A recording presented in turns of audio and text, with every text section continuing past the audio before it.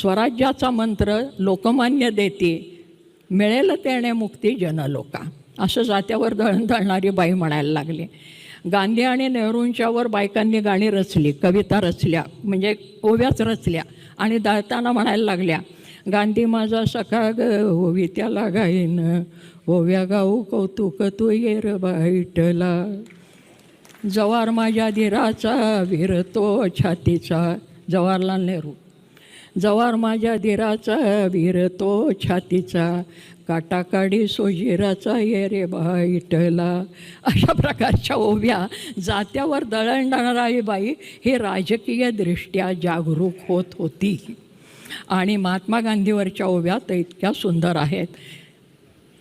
गांधी हा गारुडी वाजवी तो पुंगी, तेणे येईल गुंगी इंग्रजाला. ज्याला परंपराशील शहाणपण म्हणतात, भोवतालच्या वातावरणातनं आलेलं, हे आमच्या लोकपरंपरेतल्या स्त्रियांच्याकडे आणि पुरुषांच्याकडे मोठ्या प्रमाणावर होतं. त्यामुळे कामगार चळवळीमधली अनेक मंडळी ही तुम्हाला पुढे लेखन करायला लागलेली दिसतात.